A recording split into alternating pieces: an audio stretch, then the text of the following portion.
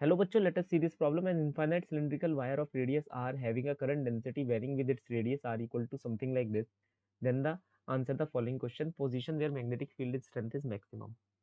देखो, हमसे बस कहा जा रहा है अगर ये नॉन यूनिफॉर्म करंट डेंसिटी मैंने आपको दे दी तो मैग्नेटिक फील्ड कहाँ मैक्सिमम होगी और मैक्सिमम होगी तो कितनी होगी, है ना। तो हमसे पूछा जा रहा है कहाँ वो मैक्सिमम होगी। देखो, सबसे पहली बात है वो मैक्सिमम कहाँ कहाँ हो सकती है, बाहर किसी इन्फाइनाइट पॉइंट पर, अंदर, सरफेस पर। तीन ऐसे पॉइंट्स हैं भाई, या तो अंदर होगी या सरफेस पर होगी या बाहर होगी। अगर मैं देखूं मैग्नेटिक फील्ड जो होती है वो 1/r² के रिस्पेक्ट में वेरी करती है, बायोट सावर्ट लॉ से हमें पता है। तो मैं की कंसेप्ट पर आ जाता हूँ।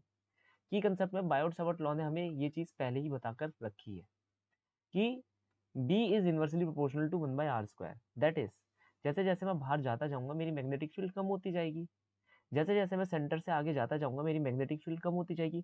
तो मतलब ये पता चल गया कि बाहर सराउंडिंग से हमारा कोई लेना देना नहीं है, भूल जाओ उसे। कहाँ लेना देना है, अंदर की तरफ लेना देना है। क्यों अंदर की तरफ लेना देना है, मैं एक बात बताता हूँ। हमारा दूसरा की कंसेप्ट है कि हमने देखा है कि करंट अगर बह रहा है किसी एक सॉलिड सिलेंड्रिकल वायर से, तो magnetic field by using the Ampere circuital law r के रिस्पेक्ट में आ रहा था, डायरेक्टली प्रोपोर्शनल। दैट इज हमारे पास ये वाला कर्व बनकर आ रहा था। तो कहीं ना कहीं सिर्फ अंदर ही एक ऐसा रीजन है जहां पर मैग्नेटिक फील्ड बढ़ रहा है और फिर बढ़ने के बाद बाहर आते ही वो घटना शुरू हो जाता है। तो यहाँ से हमें बस एक आइडिया लगा है, मैंने ये नहीं कहा कि एक एब्सोल्यूट केस होगा, मैं ये कह रहा हूँ यहाँ से बस हमको एक आइडिया लग रहा है, एक वजह पता चल रही है कि कहाँ हमें अपने आंसर को देखना चाहिए और कहाँ नहीं देखना चाहिए। क्योंकि अगर हमें पता ही नहीं होगा कि आंसर कहाँ देखना है तो देयर आर इनफाइनाइट पॉसिबिलिटीज।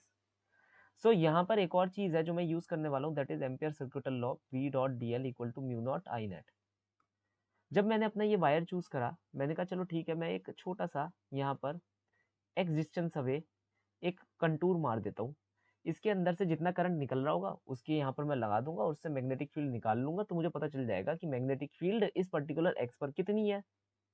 फिर मैं अपने दूसरे की कंसेप्ट का यूज करूंगा। दूसरा की कंसेप्ट क्या है, for the maxima and minima. हम क्या करेंगे, किसी पैरामीटर को डेरिवेट कर देंगे एक्स के रिस्पेक्ट में, मतलब जो मैग्नेटिक फील्ड हम निकाल रहे हैं किसकी पैरामीटर के रिस्पेक्ट में निकाल रहे हैं, एक्स के रिस्पेक्ट में निकाल रहे हैं, एक्स की फॉर्म में निकाल रहे हैं। तो अगर इसे मैं एक्स के से डेरिवेट कर दूं और उसे जीरो के इक्वेट कर दूं, फर्स्ट डेरिवेटिव निकाल लूं इसका और जीरो से इक्वेट कर दूं, तो मुझे मैक्सिमम मिनिमा की कंडीशन मिल जाएगी। तो मतलब मेरे दिमाग में एक स्ट्रक्चर्ड प्रॉब्लम बनकर आ चुकी है कि हाँ मुझे ये दो काम करने हैं, लेकिन इन दो काम को करने से पहले मुझे मैग्नेटिक फील्ड का निकालना बहुत जरूरी है। मैंने कहा ठीक है, यहाँ पर एग्जिस्टेंस अवे मैं एक लूप मार देता हूँ, इसके अंदर से जितना करंट निकलेगा उसे मैं यहाँ रख दूंगा, मेरा आंसर आ जाएगा। लेकिन अब मेरे पास प्रॉब्लम आ गई। प्रॉब्लम इस चीज़ की आई कि यहाँ पर इन्होंने नॉन यूनिफॉर्म दे रखा है हमें, करंट डेंसिटी नॉन यूनिफॉर्म है। दैट इज करंट कहीं कहीं पर ज़्यादा है कहीं कहीं पर कम है।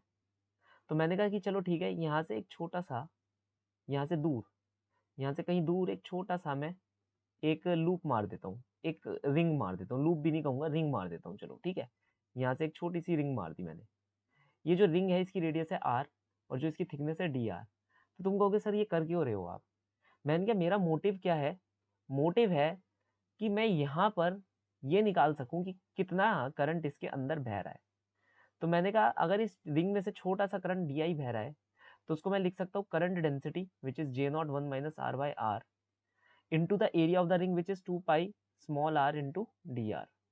और इसे इंटीग्रेट कर दूंगा जीरो से एक्स के लिए, अपने जहां तक का मैंने कंटूर चूज करा था वहां तक के लिए।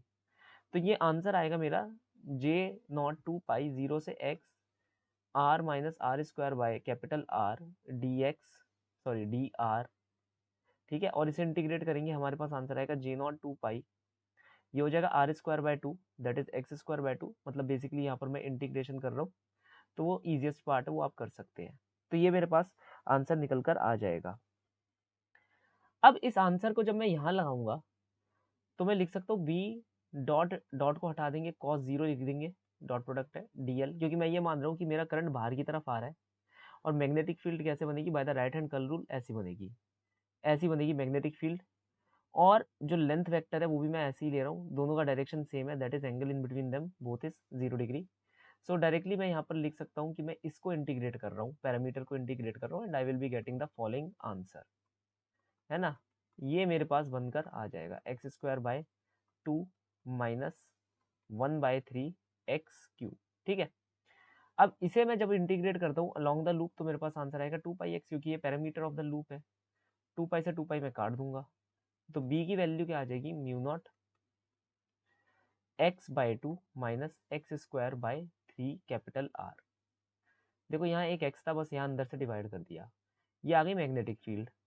अब इसे करना है मैक्सिमा या मिनिमा, चलो करते हैं मैक्सिमा या मिनिमा। जे नॉट मत भूल जाना, ठीक है। मैक्सिमा करेंगे जब हम इसका ये निकालेंगे तो हमारे पास आंसर आएगा 2x⁴ इक्वल टू, ये किसके होना चाहिए, 0 के बराबर। यहाँ से मुझे x की वैल्यू मिल जाएगी, दैट इज 3/4 ऑफ r। तो मतलब इस पोजीशन पर मैक्सिमा या मिनिमा अचीव हो रहा है। मैं इसे फर्दर डेरिवेट करूंगा, फर्दर जब मैं इसे डेरिवेट करूंगा d2b/dx², तो मेरे पास आंसर आएगा नेगेटिव में, जो ये बताने के लिए काफ़ी है कि ये फंक्शन क्या है, मैक्सिमम फंक्शन है। तो ज़्यादा मैथमेटिक्स में ना जाते हुए डायरेक्टली अपना हम आंसर लगाएंगे और हम कहेंगे the position where the magnetic field strength is maximum is 3r/4।